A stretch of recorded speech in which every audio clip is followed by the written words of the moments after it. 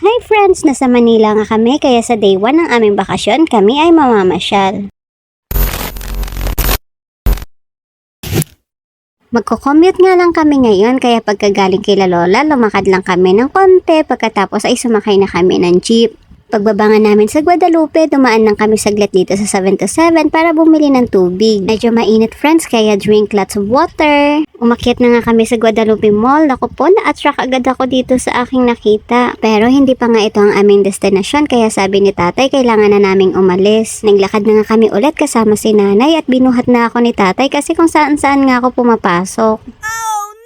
Kaya nga pala kami nag-commute kasi gusto nga ni tatay na maranasan ko ang sumakay sa tren. Ito nga kasi yung isa sa favorite play ko. May favor pa nga si Lord sa amin. Narinig nyo yun? Libreng sakay pala ngayon sa MRT. Oh, wow!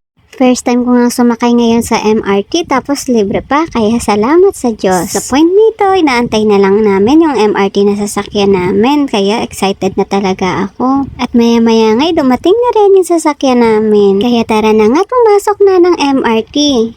At finally, nandito na nga kami sa loob.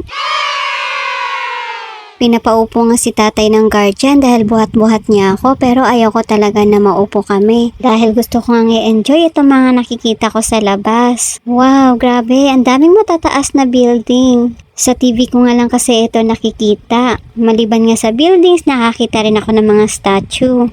Tapos nga napadaan din kami dito sa GMA building. At marami pang nga ibang magaganda akong nakita bago kami dumating sa aming destinasyon. Pagbabangan namin ng MRT, mall ulit itong aming napasukan. Kung sa lugar nila nanay ay merong tinatawag na island hopping, dito kila tatay ay merong mall hopping. Sa dami nga ng malls na aming pinapasukan. Na-attract na naman nga ako dito sa aming pinasukan pero hindi pa rin pala ito ang aming destinasyon.